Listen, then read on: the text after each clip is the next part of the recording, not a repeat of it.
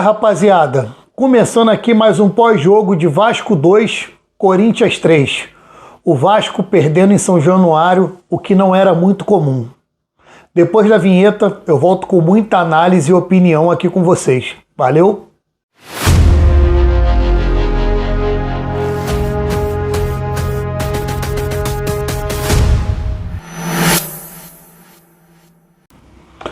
Então, rapaziada, o que nós vimos hoje em São Januário já é um filme repetido que a gente costuma estar vendo com a nossa equipe comandada pelo Fernando Diniz.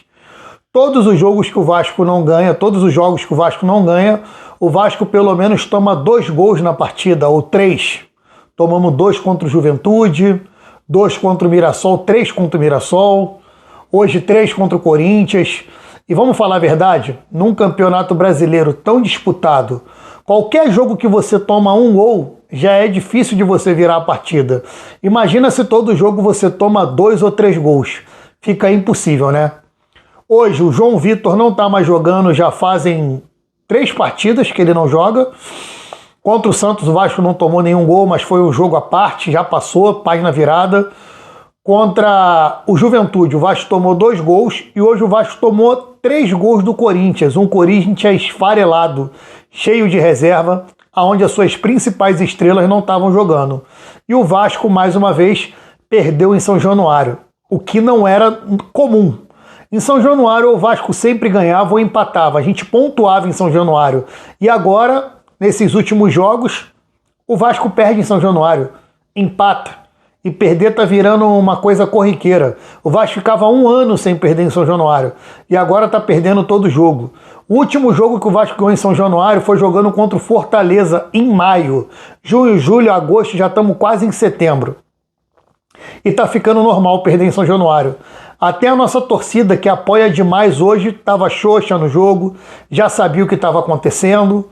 Porém hoje, além do time estar jogando sem vontade, sem tesão nenhum, a vitória do Corinthians, na verdade, tem total mérito do nosso treinador Fernando Diniz.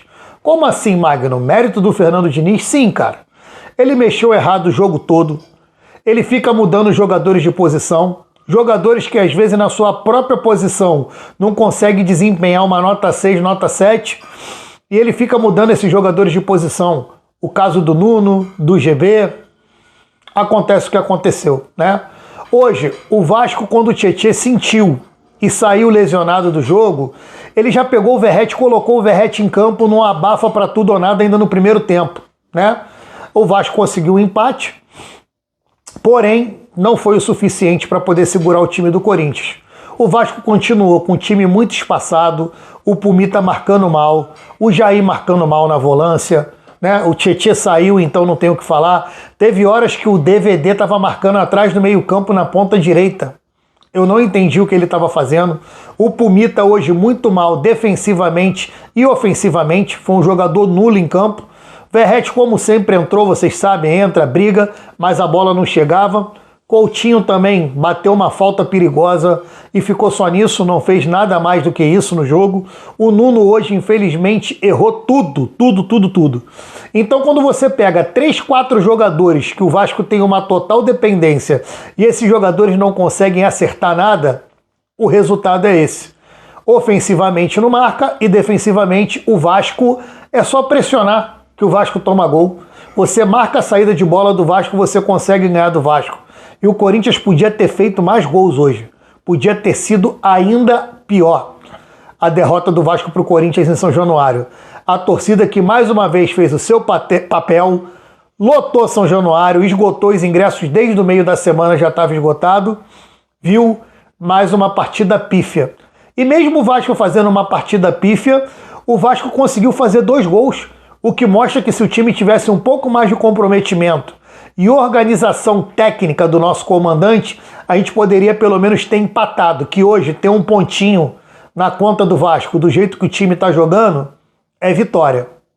No meio da semana a gente perdeu o jogo atrasado contra o Juventude, a gente ainda tem um jogo atrasado contra o Bahia, que o jogo vai ser em São Januário, e eu espero que o Vasco pontue nesse jogo, porque vai fazer muita falta esse 3 pontos que a gente está perdendo jogando em casa.